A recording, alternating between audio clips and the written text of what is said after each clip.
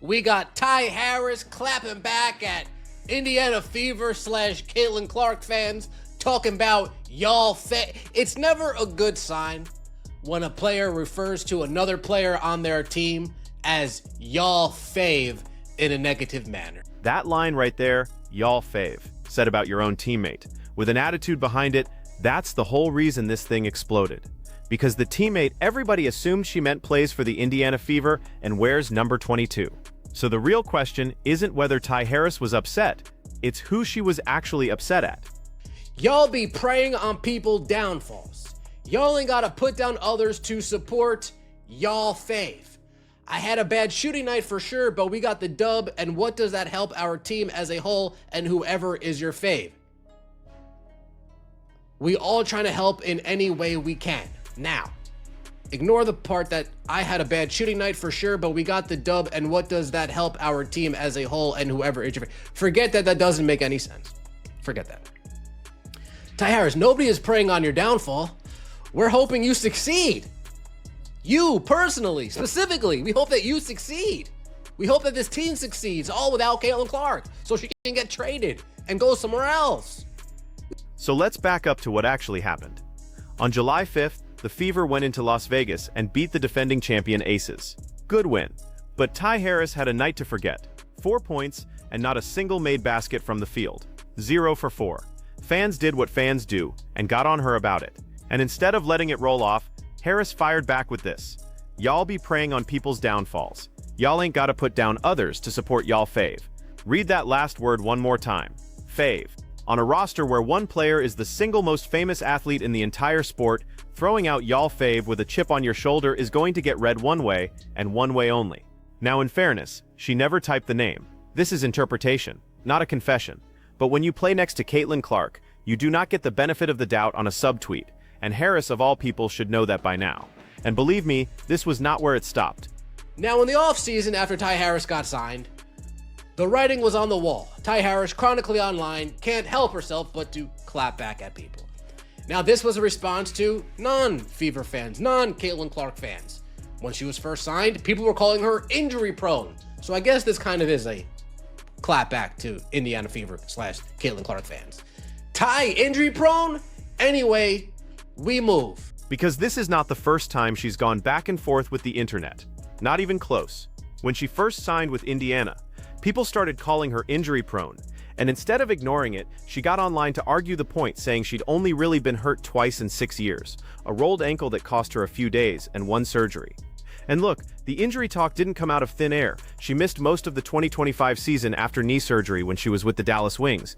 But here's the part people keep skipping. The entire reason Indiana signed her this past offseason was to be the safety net for Caitlin Clark, whose own body keeps betraying her. So you've got a player brought in specifically because of injuries, getting into fights about being called injury prone. The self-awareness is not exactly jumping off the screen. And comes today.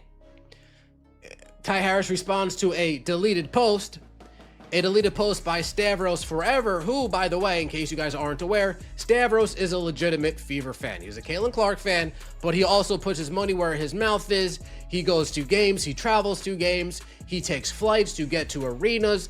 Stavros is a true supporter in every shape of the word. Not saying that if you don't get tickets, you're not saying that. Stavros just goes above and beyond, right? Let's say that.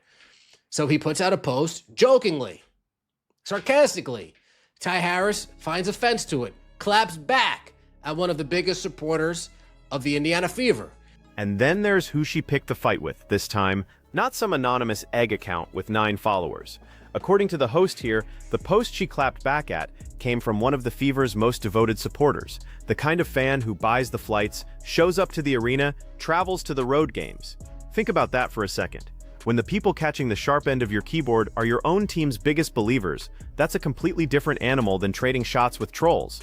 Now the other side of it is real too. Athletes are human, the pylons are relentless, and nobody's actually obligated to sit there and eat it in silence. And be honest about the criticism itself.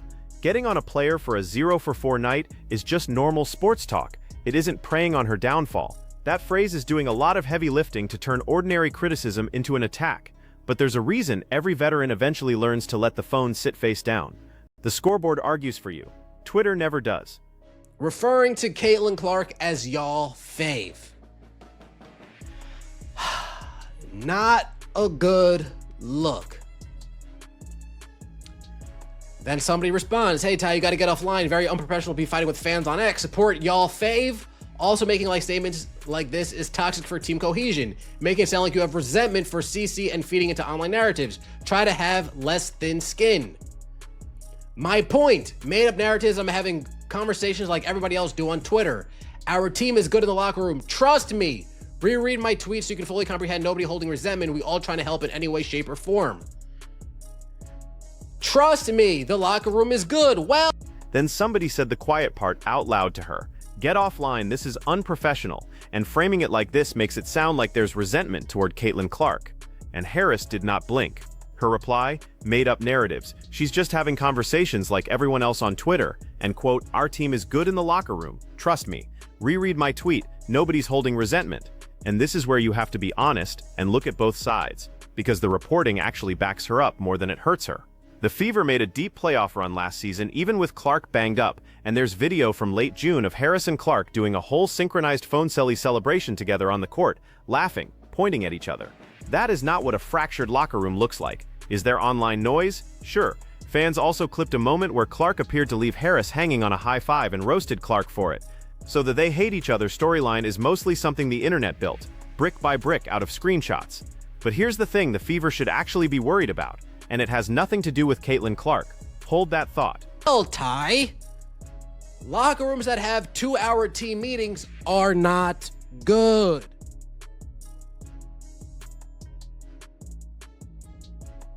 You can't gaslight the newer fans. You can gaslight the old fans that eat up the shit sandwich that the league has been serving for nearly 30 years. But the newer fans that have been watching real sports for most of their life, come on. The locker room is good. Now this next part is the host's read, and I want to be careful because this is exactly the kind of claim that gets repeated until people start treating it as fact. He's talking about a 2-hour team meeting and a coach supposedly undermining the star, and I have to be straight with you, there is no public confirmation of any 2-hour meeting, and no reporting that Stephanie White is out here undercutting Caitlin Clark. That's a vibe, not a verified event. So take it for exactly what it is, one commentator's interpretation, not a documented fact. And frankly, everything on the record cuts the other way, from the winning to the player's own words. Which is why it's worth separating the soap opera from the thing that genuinely matters, and that thing is about to come into focus. Then you have her responding to another person. They're currently hyping Ty Harris as such a great point guard under Stephanie White and her system. Nothing personal against Ty, but what the fuck are we doing? Dubs in the chat. Ty, we want you to succeed. Ty, we want you to succeed. Please succeed. Steal the starting job. Force the Fever to get rid of Caitlin Clark. Do us all that solid, please. Then she goes off again. Why y'all keep telling me to log off, LML? It's my day off. Athletes can't have conversations without people thinking I'm fighting. My life is blessed and highly favored. Why y'all keep telling me to log off? Watch how she handles the pushback. People keep telling her to log off, and her answer is basically, it's my day off. Athletes are allowed to have conversations. My life is blessed and highly favored. And on one level, fine, she's not wrong that a player is allowed to exist online. But read the room. You had a rough shooting stretch, the team is under a microscope, and your response to maybe cool it is to keep the thread going and tell everyone how unbothered you are. Unbothered people usually don't need to announce it 8 tweets deep. And here's the trap she keeps walking into. Every single reply hands the drama channels another screenshot, another clip, another thumbnail. She's trying to kill the locker room is toxic story, and the way she's fighting it is producing the exact content that keeps it alive. There's a version of this where she's genuinely at peace, and the internet is just mad she won't grovel. And there's a version where every reply is one more log on a fire she lit herself. From the outside, it's getting harder and harder to tell which one this is. You shouldn't be having an off day. You should be in the gym right now, Ty Harris, having an off day. That's the issue. You guys take your off days and you think that you don't need to be putting in extra time. You need to be putting in extra time, Ty Harris. You're shooting 31% from the field this year. Put in extra time. You're shooting 16% from 3 this year. Put in extra time, Ty Harris. Caitlin Clark is in and out of the lineup because of her back, apparently. Put in extra time, Ty! And here's the payoff I promised you. The real reason none of this is just harmless drama. The host says, get in the gym, and throws out some shooting numbers. Let me give you the accurate ones. This season, Ty Harris is shooting under 27% from the field. Under 27. In a bench role, barely into double-digit minutes on most nights. Compare that to 2 years ago in Connecticut, when she started 38 games and averaged better than 10 points a night. She has been a real rotation guard. But right now she isn't. And that's the whole problem, because remember why she's on this roster. Caitlin Clark keeps landing on the injury report with that back. When Clark sits, Harris is the one who has to walk the offense out there and keep it afloat. So a public spat about her shooting isn't gossip. It lands directly on the single job Indiana is paying her to do. The resentment story is entertainment. The 27% is the actual stakes. Damn! This is the problem. Some of these old fans got you thinking you're better than you are. Put in some time. It's your day off. Get in the gym. Open up the playbook. Watch some film. It's my day off. Moving on to Skylar Diggins. A little bit of pretense. Courtney Vandersloot, I'm playing the same position as Skylar Diggins. Quote, Skylar's ability to score the basketball, I think, makes it so that we can really play together. She'll hold it down at the point until I get back, and then when I get back, we'll share their position. Now pack that up, because a few hundred miles away, a completely different player just handed the internet a completely different scene to chew on. And honestly, this one hits harder. Chicago, the Sky. Courtney Vandersloot is finally back after tearing her ACL over a year ago. And there were comments about how she and Skylar Diggins would share the point guard spot once she returned. Sounds collaborative, except you have to understand who Skylar Diggins is before you understand why the next part landed the way it did. This is a former number 3 overall pick, a 7-time All-Star, 6-time All-WNBA. This is not a role player, this is someone who has been the face of franchises. Keep that in your head for the next clip. Well, Skylar Diggins goes on her Instagram and says, now I'm coming off the bench. Cool. Then she gives us this gem. And the crazy part about it all is that I've been so quiet. I've been so good and quiet. I've been so good and quiet.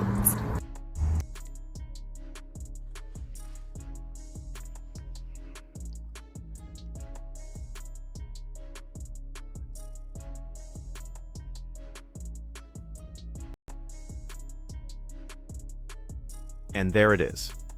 On July 6th, Diggins goes to her Instagram story and posts, "Now I'm coming off the bench, cool," with a sarcastic little thumbs up. Then she follows it with a video, staring into the camera, saying the crazy part is, she's been so quiet, she's been so good and quiet. Clips of it went viral within hours, and plenty of people online called it a meltdown. And I get why it reads that way. It's raw, it's emotional, there's no PR filter on it at all. But strip the theater off and look at the basketball underneath, because the grievance is completely legitimate. Diggins had started every single game she'd played for Chicago this year, all 19.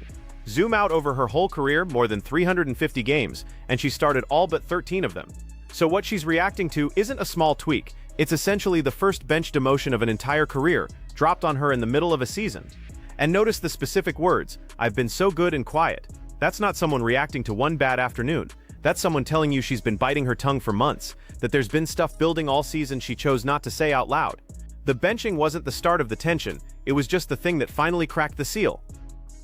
Skylar, are you okay, man? You all right?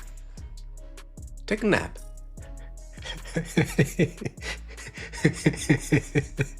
Take a nap. You look like you're losing it a little bit. You look like your marbles are scrambled right now. I get it, you're ultra competitive. I love ultra competitive. This looks a little unhinged to me. This looks a little unhinged, a little crazy. Relax. Take a deep breath. I'm rooting for you. Take a deep breath. Ready? Together. Let's do it. In through our nose and out through our mouth. So the host tells her to take a breath, take a nap. He's rooting for her. Fine, keep it light. But let's actually explain the corner she's in, because it's a brutal one. Chicago went out this offseason and stacked 3 veteran point guards on the same roster: Diggins, Natasha Cloud, and Vandersloot, who was their starter before the knee injury. Now Vandersloot's healthy again and producing right away, something like 9 points and 6 assists a night in limited minutes on a restriction. Coach Tyler Marsh has 3 starting caliber lead guards and exactly 1 basketball. Somebody has to lose minutes. And from Diggins's chair, here's the math that stings. She's still the most productive guard on the team, right around 14 points and 5 assists a game. She carried the heaviest load all year, and the reward for absorbing that beating is to get moved to the bench the second the veteran walks back through the door. That's not fragile. That's a competitor doing the math and not liking the answer. And it's worth remembering how Chicago's season fell apart in the first place. They lost their leading scorer, Rickea Jackson, to a torn ACL just 4 games in, and it's been uphill ever since. Diggins signed a 2-year deal here this past offseason after 2 years in Seattle, so this is year 1 of a marriage that already looks rocky on a team sitting at 6-14 near the bottom of the East. It seems as she's been told she's been benched for Courtney Vandersloot. She goes on a she announces the benching on her Instagram. Then she puts a video where just the optics of the video, it gives me. And here's the wild detail that ties this whole thing in a bow. The Sky never even officially announced the move. Diggins broke the news of her own benching on her own story before the team said a single word. That tells you where the trust level sits. And it fits a pattern, because earlier this season she already called the organization out after an ugly loss, saying they needed more maturity and leadership, and she aimed that finger at the coaching staff too. So the real question now isn't whether she's upset, it's whether a 7-time All-Star quietly accepts a bench role on a losing team, or whether the next post is a trade request. And step back and look at these 2 stories side by side: Indianapolis and Chicago. 2 different players, 2 different situations, 1 identical modern truth. The frustration goes public on the phone long before it ever gets solved in the building. The camera is now where these fights happen first. So you tell me, is this players finally being honest in real time, or is it a league where every internal problem becomes content before it becomes a conversation?